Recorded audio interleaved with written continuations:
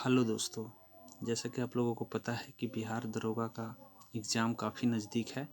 लेकिन इसमें आपको यदि सेट अच्छे से सॉल्यूशन करते हैं तभी जा कर के आपको नंबर अच्छा आएगा। तो हमने आपको एक बहुत ही बेहतरीन सेट आपके लिए लाए हैं और आप इसका सेट डिस्कशन देख कर के अपना नंबर स्कोरिंग जो है आप बढ़ा सकते हैं। और ये सेट बहुत ही ख़ास है और मज़ेदार है। यदि आप इसको देखते हैं तो आपका नंबर हमेशा जो है 2-4 नंबर इंक्रीज स्कोर में हो जाएगा।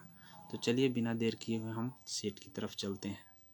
पहला क्वेश्चन है, बौद्ध भिक्षुओं के लिए बनाई गई लोमस ऋषि का गुफा किस राज्य में स्थित है? तो आपको पता होना चाहिए कि जो बौद्ध भिक्षु के द्वारा जो लोमस ऋषि गुफा जो बनाया गया है ये आपको बिहार में है।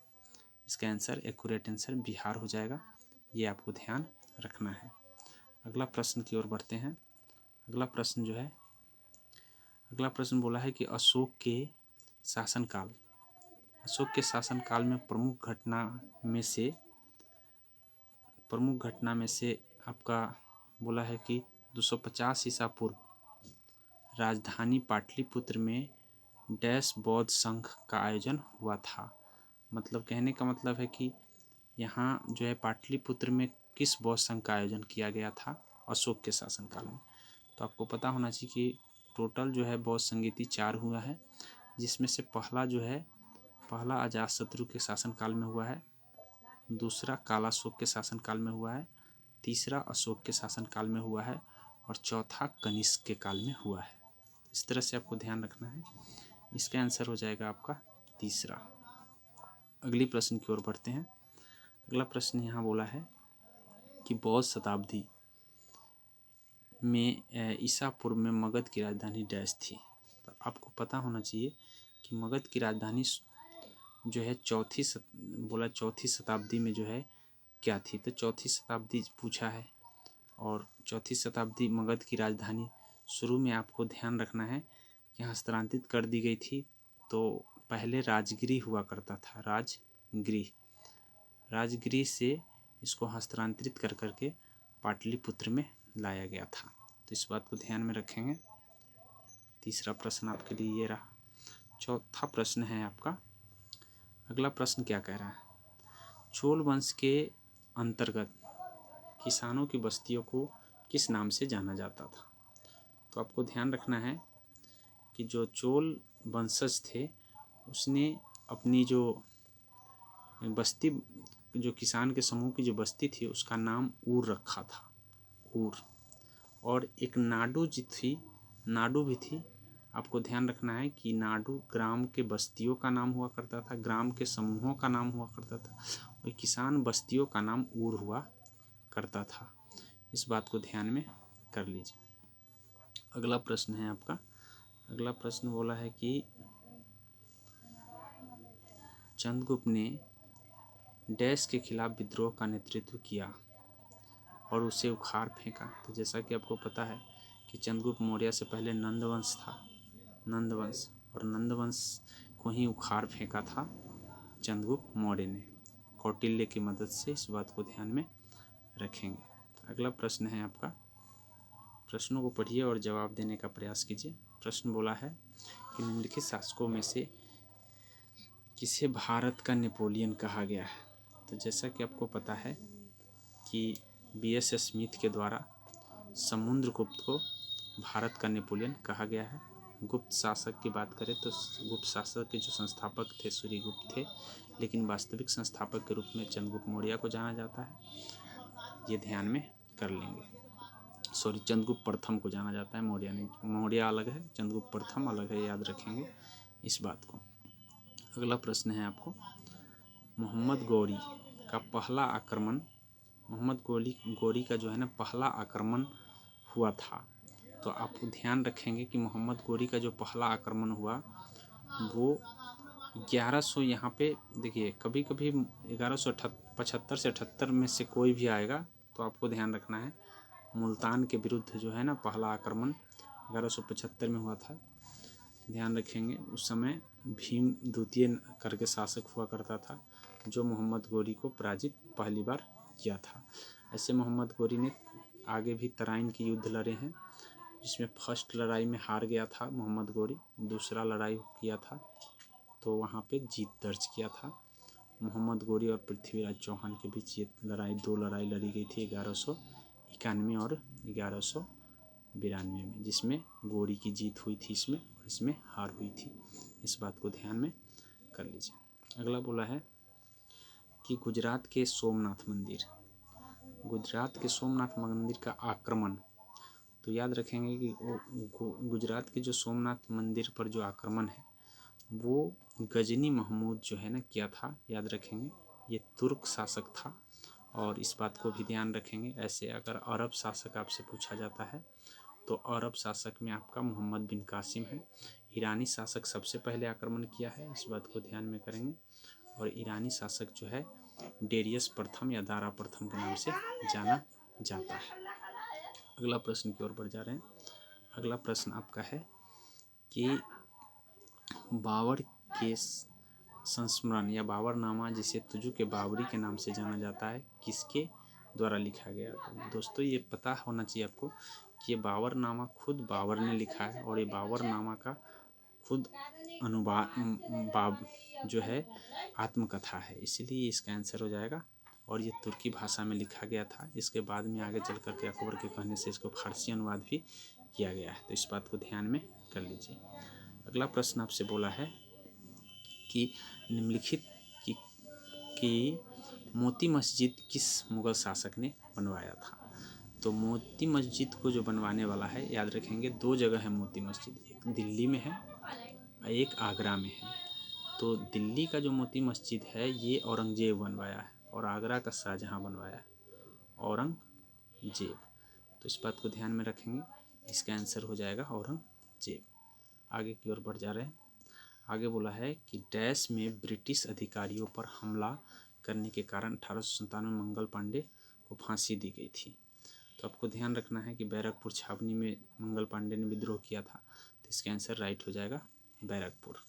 इस बात को ध्यान रखेंगे कि जो है ना बैरकपुर छावनी से पहली बार जो है ना विद्रोह होने के कारण मंगल पांडे को फांसी हुआ था।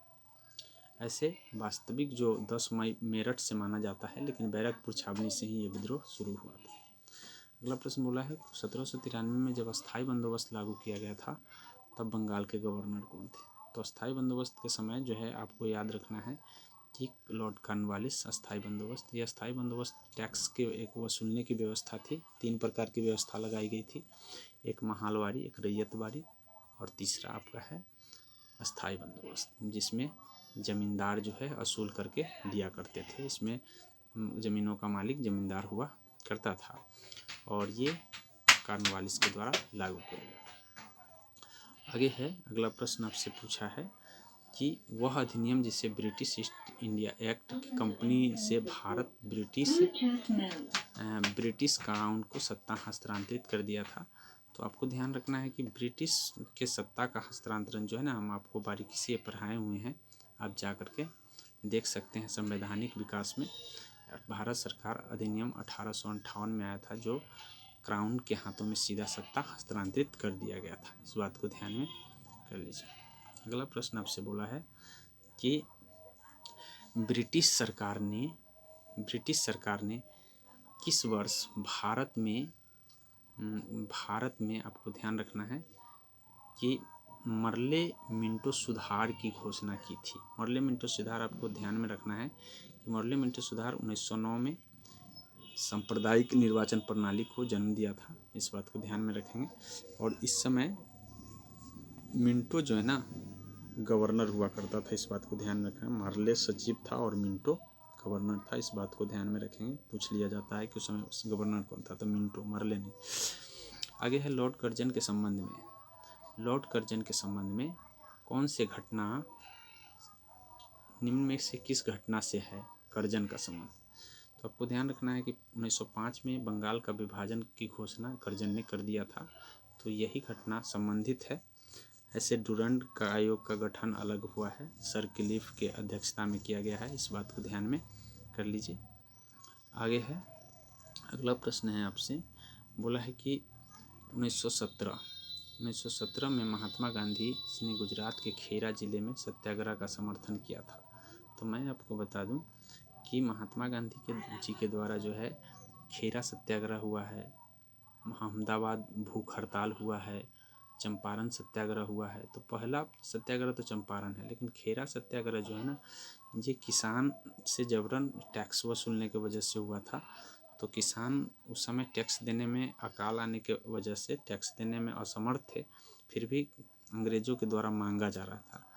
तो फसल खराब होने के बाद प्लेग की जो है स्थिति आ गई थी, और इसके कारण जो है वो दे पाने में असमर्थ थे। तो इसका आंसर हो जाएगा आपको दमनकारी पितृसत्तात्मक, तो ये नहीं हो जाएगा, कपास वाला भी नहीं होगा, और ये आदिवासी जिन अधिकार वाला भी नहीं होगा कि आदिवासी जिनके प्रथागत अधिकारों का उल्लंघन किया, नहीं, ऐसा नहीं है, ये नहीं है। तो डी आंसर इसका हो जाएगा, इस बात को ध्यान में कर लीजिए। महामारी की प्रभावित थे, इस बात को ध्यान में करना है। अगला प्रश्न आपसे बोला है कि सी राजगोपालचारी निम्नलिखित में से किस राज्य के नमक सत्याग्रह का नेतृत्व किया था? तो नमक सत्याग्रह का नेतृत्व जो है आपको ध्यान रखना है, तमिलनाडु राज्य से सी राजगोपालचारी ने किया था। हालांकि नमक सत्याग्रह महात्मा गांधी साबरमती आश्रम से स्टार्ट किए हैं। यात्रा जो है आपको ध्यान रखना है कि 12 मार्च को स्टार्ट हुई थी और 6 अप्रैल तक चला था। ठीक है, इस बात को ध्यान में कर लेना है। 78 सहयोगियों के साथ गए थे यात्रा में, इस बातों को भी ध्यान में करना है। अगला प्रश्न आप देख रहे हैं, अगला प्रश्न है, मित्र मेला का एक क्रांतिकारी संगठन था जिसकी स्थापना वीर सावरकर ने डैश वर्ष में किया था। तो वर्ष 1899 में मित्र मेला की स्थापना माना जाएगा यहाँ पे। हालांकि ये लग रहा है कि क्वेश्चन गलत होगा, मतलब ऑप्शन गलत है, लेकिन 1899 आप मार सकते हैं यहाँ पे। ठीक है, उसके बाद है आपका है, बोला है कि निम्नलिखित में से कौन सा काकोरी ट्रेन डकैती के मामले में आरोपी नहीं था? तो काकोरी ट्रेन डकैती में भगत सिंह नहीं थे, इस बात को ध्यान में रखें। आंसर आपका ये हो जाएगा। ये लाहिरी थे, राम प्रसाद बिस्मिल थे, रोशन सिंह थे, अशफाक उल्ला था। ये सब जो है ना काकोरी कांड 9 अगस्त 1925 को हुआ था, उसमें शामिल थे। बोला है कि अखिल भारतीय किसान कांग्रेस का प्रथम महासचिव किसे बनाया गया था? तो अखिल भारतीय किसान कांग्रेस का जो महासचिव थे वे आपको ध्यान रखना है NG रंगा को बनाया गया था, इस बात को ध्यान में रखेंगे अखिल भारतीय। और अध्यक्ष जो बने थे वो आपको ध्यान रखना है कि स्वामी सहजानंद बने थे। उसके बाद आपको है अगला प्रश्न, बोला है कि संविधान सभा ने भारत के संविधान को कब स्वीकार किया?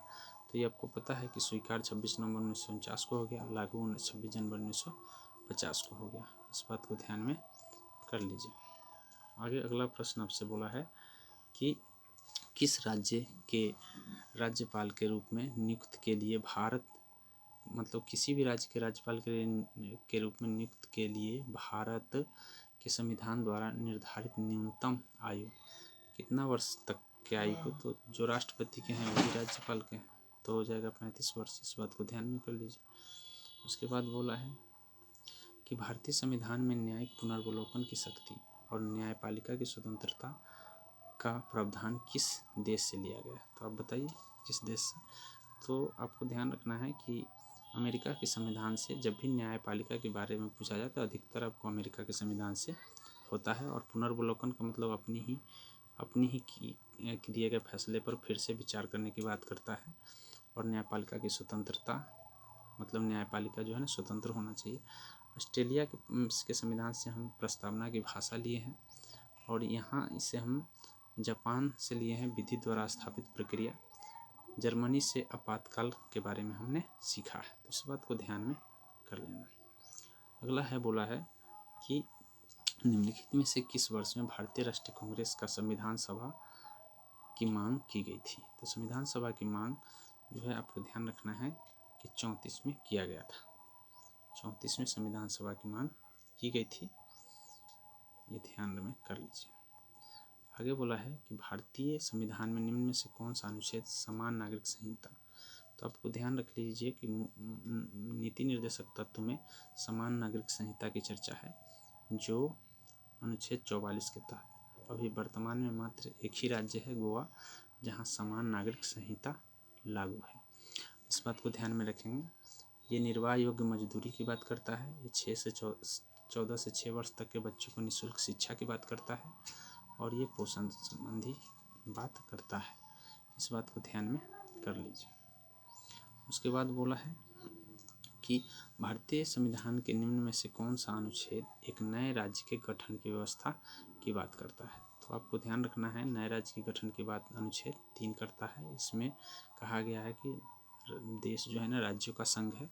इस बात को ध्यान में रखिएगा। अनुच्छेद 2 जो है, अनुच्छेद 2 में प्रावधान दिए गए हैं, इस बात को ध्यान में कर लीजिए। अनुच्छेद 9 नागरिकता से संबंधित है। अनुच्छेद 9 नागरिकता से संबंधित है। कोई अगर नागरिक दूसरे राज्य का ग्रहण कर लेता है नागरिकता, तो यहाँ का नागरिकता खत्म स्वतः हो जाएगा। ये बात बोला गया। आगे बोला है, निम्नलिखित में से कौन सा विषय भारतीय संविधान की 11वीं सूची के अंतर्गत आता है। तो आपको पता है कि संविधान में कुल 12 अनुसूची है। 12 अनुसूची में आपको ध्यान रखना है कि संविधान 11वीं अनुसूची के अंतर्गत कौन आता है। तो स्वास्थ्य और स्वच्छता जो है ना 12वीं, टोटल 29 विषय दिए गए हैं 11वीं अनुसूची में। ग्राम पंचायत के बारे में वर्णन है, और 12 में नगर पंचायत का वर्णन है। तो 11 में 29 विषय है, जिसमें से स्वास्थ्य और स्वच्छता आता है। इस बात को ध्यान में रखिएगा। बिजली आता है, विद्युत आपूर्ति से संबंधित आता है। ये सब राज्य सूची का विषय है, इस बात को ध्यान में कर लें। आगे बोला है कि 124वें संविधान संशोधन, 124वें संविधान संशोधन 2019 का क्या संबंधित है, ये बोला है। तो ये है आपका आर्थिक सर्वेक्षण, EWS सुने हैं, उसी के 10% आरक्षण की बात किया था। 124वां संविधान संशोधन 2019 2017 में लागू हुआ है GST। इस बात को ध्यान में कर लीजिए। उसके बाद है आपका, निम्नलिखित में से कौन सा मौलिक अधिकार से संबंधित नहीं है। आपको पता होना चाहिए कि संघ बनाने का अधिकार मौलिक अधिकार में है, शिक्षा का अधिकार मौलिक अधिकार में है, जीवन जीने का अधिकार मौलिक अधिकार है, संपत्ति का अधिकार को हटा दिया गया है। ये अनुच्छेद 300 क के तहत डाल दिया गया है। इस बात को ध्यान में कर लीजिए। अब ये विधिक अधिकार बना दिया गया। आगे बोला है कि अंतर्राष्ट्रीय अंतर्राज्य परिषद की स्थापना किस समिति के सिफारिश पर हुआ था। तो ये सरकारीय आयोग की समिति पर हुआ था। इस बात को ध्यान में कर लीजिए। ये एक गैर निकाय, गैर संवैधानिक है। इस बात को भी ध्यान में कर लीजिए। अगला प्रश्न आपसे बोला है कि राष्ट्रपति के चुनाव से संबंधित विवाद की शंका को जांच करने के लिए निर्णय लेने की शक्ति किसके पास है। तो ये सर्वोच्च न्यायालय के पास है। इसका आंसर जो हो जाएगा, आपको ध्यान रखना है कि ये सर्वोच्च न्यायालय हो जाएगा। अगला प्रश्न आपसे बोला है, अगला प्रश्न है आपसे कि अध्यादेश को घोषणा करने की शक्ति किसके पास है। तो अध्यादेश की घोषणा के अनुच्छेद 123 के तहत, अनुच्छेद 123 के तहत जो है अध्यादेश राष्ट्रपति जारी करता है। वही 213 के तहत राज्यपाल भी जारी करते हैं।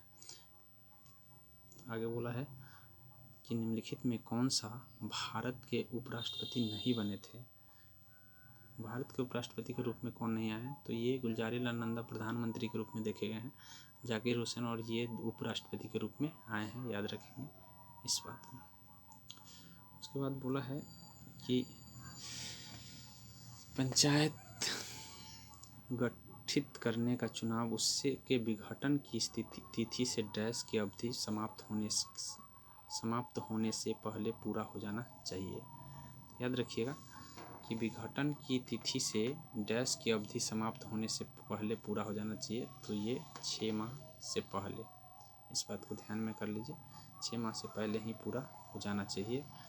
पंचायत अगर विघटन तिथि है तो 6 माह, मतलब बोला है कि पंचायत गठित करने का चुनाव उसके विघटन की तिथि से डैश की अवधि, मतलब 6 माह के अंदर में फिर से चुनाव हो जाना चाहिए, ऐसा बात बोला गया। बोला है कि निम्नलिखित में से केंद्र शासित प्रदेश के अंशतः राज्य का दर्जा किसे प्राप्त है। तो आपको पता होना चाहिए कि इसमें ये केंद्र शासित है, ये भी केंद्र शासित है, ये भी केंद्र शासित है, लेकिन ये केंद्र शासित होते हुए भी विधानसभा इसमें, इसलिए इसका आंसर आपका विधानसभा है यहाँ पे, इसीलिए आपको ध्यान रखना है कि आंसर हो जाएगा ए। उसके बाद बोला है कि निम्नलिखित में कौन सा बड़ा ज्ञात नक्षत्र है। तो सबसे बड़ा ज्ञात नक्षत्र हाइड्रा है, इस बात को ध्यान में कर लीजिए। सबसे बड़ा ज्ञात नक्षत्र जो है ना हाइड्रा है। अगला बोला है कि कौन सा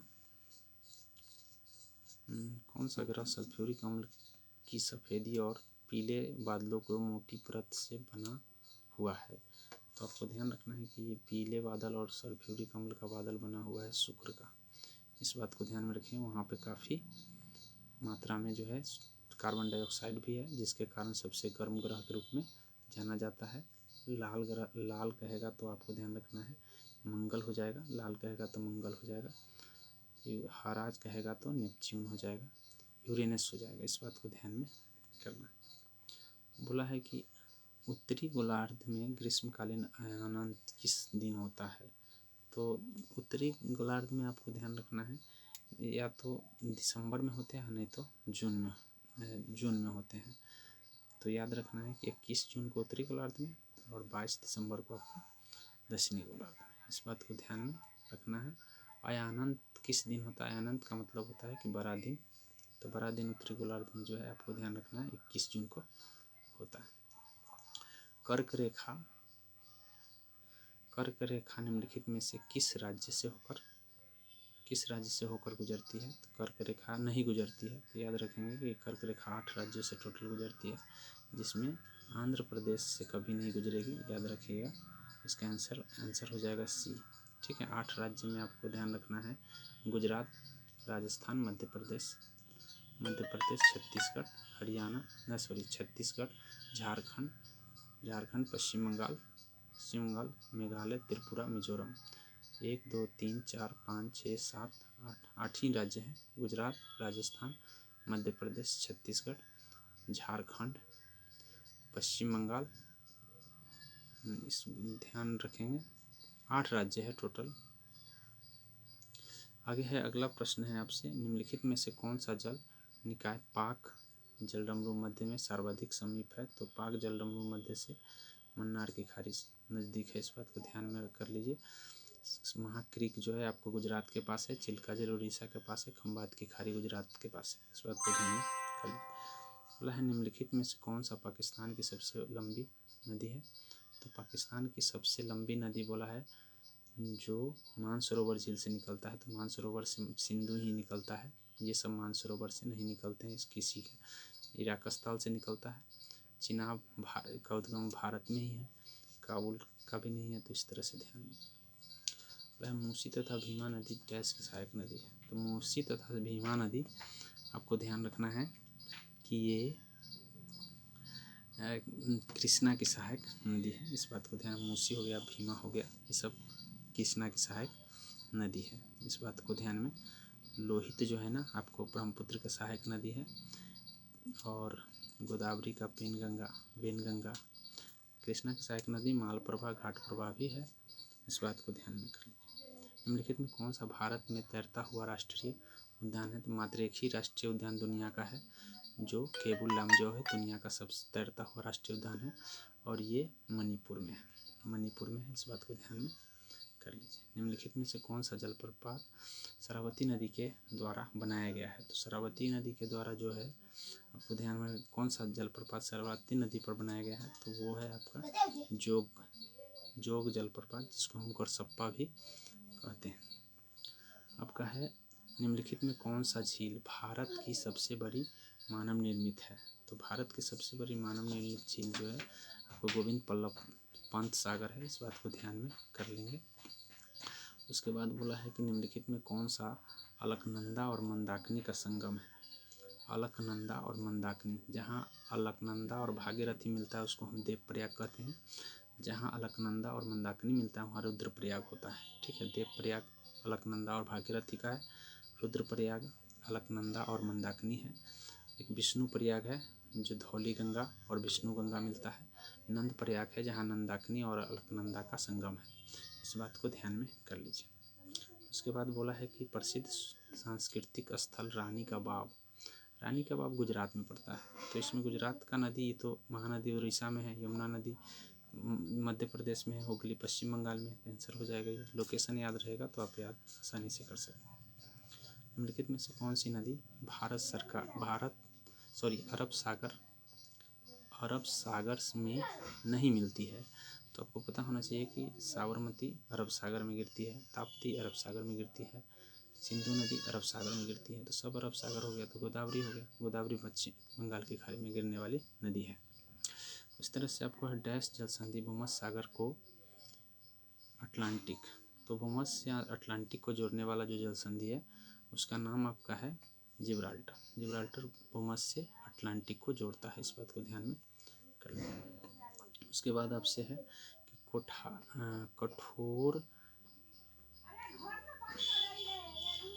कठोर मिट्टी पर एक मृत कीट के शरीर के अंग की छाप एक डैश का उदाहरण है। तो यह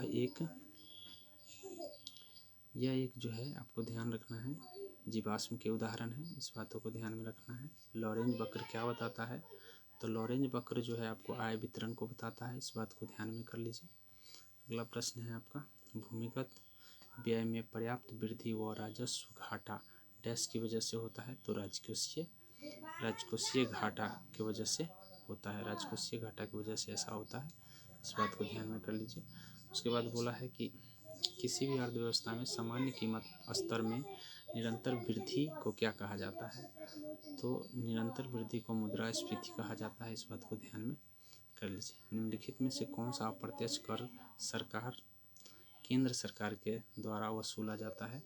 तो केंद्र सरकार के द्वारा जो वसूला जाता है ये आपको ध्यान रखना है। क्रय कर हो गया, सेवा कर हो गया, विलासिता कर हो गया, लॉटरी पर केंद्र सरकार टैक्स लेता है। इस बात को ध्यान में कर लीजिए। उसके बाद जीएसटी परिषद के अध्यक्ष कौन होते हैं? तो जीएसटी परिषद के अध्यक्ष जो होते हैं केंद्रीय वित्त मंत्री को बनाया जाता है। ठीक है, इस बात को ध्यान में रखेंगे। टिंडल प्रभाव का कारण आपको पता होना चाहिए कि प्रकाश के प्रकीर्णन टिंडल प्रभाव का कारण बनता है। इस बात को ध्यान में कर लीजिए। फिल्मोलॉजी का अध्ययन में हम आकाशीय बिजली का अध्ययन करते हैं। इस बात को ध्यान में कर लीजिए। आकाशीय बिजली का अध्ययन फिल्मोलॉजी में किया जाता है। उसके बाद अगला प्रश्न है आपका कि किस घटना के कारण साफ आकाश का रंग नीला होता है? तो ये भी प्रकाश के प्रकीर्णन के कारण ही होते हैं। याद रखेंगे। वन विक्षेपण के कारण जो है आपको विभिन्न रंगों में बंटना है, लेकिन प्रकाश के किरणन के कारण नीला दिखाई देना है। इस बात को ध्यान में रखने और समय से पहले दिखाई अपवर्तन के कारण होता है। उसके बाद है निम्न में कौन सा समीकरण भौतिक में दाब को दर्शाता है? दाब बराबर बल बटे क्षेत्रफल होता है। बल बटे क्षेत्रफल इसका आंसर हो जाएगा। इस बात को ध्यान में रखें। धातुओं के माध्यम से विद्युत चालकता को इलेक्ट्रॉनिक चालकता कहा जाता है और यह तापमान में वृद्धि के साथ क्या होता है? तो याद रखिए कि धातु चालक है, तो चालक हमेशा याद रखिएगा तापमान बढ़ने से बढ़ता है और घटने से घटता है। क्या चीज़? प्रतिरोध। लेकिन चालकता उसका उल्टा होता है, तो याद रखेंगे यहाँ पे उल्टा प्रभाव होगा। तापमान बढ़ने से घट जाएगा। इस बात को ध्यान में रख लीजिए। उसके बाद बोला है प्रकाश के वर्णक्रम की व्याख्या सबसे पहले आइजैक न्यूटन ने किया है। इस बात को ध्यान में रखें। प्रकाश वर्ण विक्षेपण की बात कहा है इसी। उसके बाद है पोटेशियम परमैंगनेट में कितने ऑक्सीजन परमाणु हैं? तो KMnO4 होता है, तो 4 ऑक्सीजन परमाणु है। इस बात को डोलोमाइट किसका अयस्क है? तो डोलोमाइट जो है आपको ध्यान रखना है मैग्नीशियम का अयस्क है डोलोमाइट। चीली साल्टपेटर सोडियम का होता है। इस बात को ध्यान। बॉक्साइट एल्यूमिनियम का होता है। इस बात को ध्यान कर लीजिए। निम्नलिखित में से किस तत्व में सबसे कम विद्युत ऋणात्मक है? तो सबसे कम जो है आपको ध्यान रखना है जो फ्रेंशियम है इसमें है, सबसे कम विद्युत ऋणात्मक इसी में पाया जाता है, इस बात को ध्यान रखें। ग्राफीन है, तो ग्राफीन याद रखिएगा, ग्राफीन एक जो है बोरेन समस्थानिक नहीं, लोहे के मिश्र धातु नहीं, कार्बन का टीन एक मिश्र धातु। तो ग्राफीन जो है आपको ध्यान रखना है कि ये एक प्रकार का मिश्र धातु है, ठीक है। बोरेन के समस्थानिक, लोह कार्बन अप्रूप, कार्बन के ही अप्रूप होंगे ये। उसके बाद बोला है कि कोयले का जलना एक डैश अभिक्रिया है, कोयले का जलना एक संयोजन अभिक्रिया है, क्योंकि C+O2 कार्बन डाइऑक्साइड बन जाता है, इसलिए। आगे बोला है कि निम्नलिखित में से कौन सा जीव शरीर के बाहर खाद्य सामग्री को तोड़ता है। तो याद रखिएगा कि ये ऐसा जो है खमीर होता है, या खमीर या ईस्ट कहिए, जिसको हम ईस्ट कहते हैं, ईस्ट होगा, मोल्ड होगा, ये सब होगा, इसका आंसर सी हो जाएगा। आगे बोला है कि प्रकाश संश्लेषण की प्रक्रिया निम्न में से कौन सा गैस निकलता है। तो इसमें आपको पता होना चाहिए, प्रकाश संश्लेषण में ऑक्सीजन गैस निकलता है, ना कि कार्बन डाइऑक्साइड। ज़्यादातर बच्चे कार्बन डाइऑक्साइड लगाएंगे, जो कि गलत है। प्रकाश संश्लेषण में कार्बन डाइऑक्साइड का अवशोषण होता है, निकलता नहीं है। निम्नलिखित में कौन सा रोग विषाणु के कारण होता है। तो विषाणु के कारण आपको ध्यान रखना है कि रूबेला विषाणु के कारण होता है। ये सब जो है ना जीवाणु के कारण, ये प्रोटोजोआ के कारण होते हैं। इसका आंसर सी हो जाएगा, इससे एक्यूरेट आंसर। उसके बाद बोला है निम्नलिखित में से किसकी कमी से के कारण प्लेगरा होता है। तो प्लेगरा विटामिन B3 के कारण होता है, लेकिन यहाँ पे नहीं है। तो यहाँ नियासिन को ही विटामिन B3 कहते हैं, थायमिन कहते हैं B1 को, राइबोफ्लोविन विटामिन B6 को कहते हैं, विटामिन B2 के कमी से भी कुछ हो जाते हैं, और विटामिन B5 पेंटीन इसको कहा जाता है, इस बात को ध्यान में रखेंगे। निम्नलिखित में से कौन सा महिलाओं में प्राथमिक यौन अंग है। तो प्राथमिक यौन अंग जो है आपको ध्यान रखना है, फैलोपियन ट्यूब जो है, यहाँ पे अंडाशय होगा प्राथमिक, क्योंकि प्राथमिक यही होगा। उसके बाद ये सारे के सारे अंग है यौन अंग ही हैं, लेकिन प्राथमिक पूछेगा तो अंडाशय इसका आंसर हो जाएगा। पुष्प का कौन सा भाग स्त्री के शरीर पर चिपक जाती है। तो स्त्री के सर के जो है शीर्ष पर चिपकने वाला जो पुष्प का भाग है, यह पराग कोश को फंसा कर रखता है, इसका नाम वर्तिकाग्र है, इस बात को ध्यान में रखना। बोला है कोशिका का केंद्रक एक जेली जैसे पदार्थ से घिरा होता है, जिसे डैश कहते हैं। तो इस जेली जैसे पदार्थ को कोशिका झिल्ली कहते हैं, इस बात को ध्यान में रखना है। निम्नलिखित में से कौन सा गैस रक्त की ऑक्सीजन ले जाने में क्षमता को कम कर देता है। तो ये जो है कार्बन मोनोऑक्साइड है।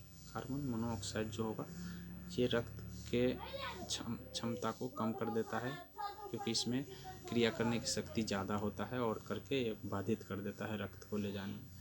बोला है जीव के पीछे स्वरयंत्र बायोबॉक्स के शीर्ष पर स्थित उपस्थिति के पत्ती के आकार के प्रावलंबन को क्या कहा जाता है। तो इसे हम पिग्लोटिस कहते हैं, इसका नाम पिग्लोटिस के नाम से जानते हैं।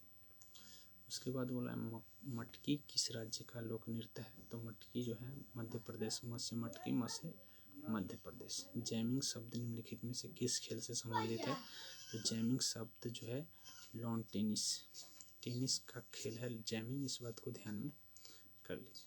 उसके बाद बोला है द ओरिजिन ऑफ स्पीसीज। तो सबको पता है Charles Darwin the origin of विकासवाद का सिद्धांत दिया है, इस बात को ध्यान में कर लीजिए। उसके बाद बोला है कि रुक्मिणी देवी और उंडेल निम्नलिखित में से किस नृत्य से शैली है। तो ये भारतनाट्यम से रुक्मिणी देवी और उंडेल, ये काफ़ी इम्पोर्टेंट है, आप इस बात को ध्यान में कर लीजिए। भारत में हर साल निम्नलिखित में से किस तारीख को सुशासन दिवस मनाया जाता है।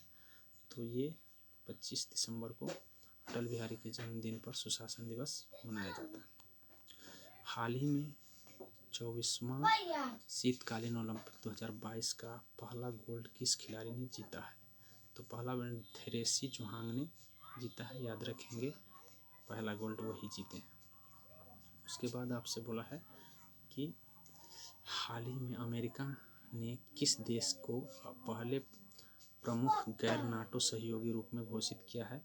तो ये कतर को गैर नाटी सहयोगी देश में के रूप में अमेरिका ने घोषित कर दिया है। इस बात को ध्यान में कर लेंगे। बोला है कि हाल ही में हुए कुछ घोषणा के मुताबिक किस शहर में भारत का पहला भूवैज्ञानिक उद्यान खुला है? तो भारत का पहला वैज्ञानिक भू उद्यान जो है, आपको ध्यान रखना है, ये जबलपुर में खोला गया है। अगला प्रश्न है आपका कि हाल ही में दक्षिण मोबुआंग किस राज्य का पहला ODF प्लस गाँव बना है? तो ये दक्षिण पूर्व होगा यहाँ पे, ये दक्षिण मोबुआंग के नाम से जाना जाता है। ये मिजोरम में है, दक्षिण मोबुआंग। उसके बाद बोला है कि अंडर-19 वर्ल्ड कप 2022 का खिताब किसने जीता है? तो ये जीता है आपको भारत, अंडर-19 का वर्ल्ड कप। WHO की घोषणा के अनुसार कितने अफ्रीकी देश mRNA तकनीकी दी जाएगी? तो 6 देशों को mRNA तकनीकी दी जाएगी। अगला प्रश्न है आपका कि किस राज्य में शयन मुद्रा में भगवान बुद्ध की सबसे बड़ी मूर्ति का निर्माण किया जाएगा? तो ये बिहार में किया जाएगा। इस बात को ध्यान में कर लेंगे। बिहार में सबसे बड़ी भगवान का मंदिर जो है ना, बुद्ध का मंदिर बनाया जाएगा। बाफ्टा अवार्ड 2022 किसे सर्वश्रेष्ठ फिल्म मिला है? तो the power of the dog को मिला है। इस बात को ध्यान में कर लेंगे। उसके बाद बोला है पद्म सम्मान पाने वाले पहले एथलीट कौन बन गए हैं? पद्म सम्मान जो है मिला है, ये मिला है, आपको ध्यान रखना है। पहले एथलीट देवेंद्र झाझरिया बन गए हैं। इस पहला एथलीट है जिसे पद्म विभूषण मिला, पैरा एथलीट। उसके बाद बोला है कि बच्चों की पुस्तक the little book of Joy किसने लिखी है? तो ये तेजी ग्यात्सो और टुटू दोनों मिलकर लिखे हुए हैं।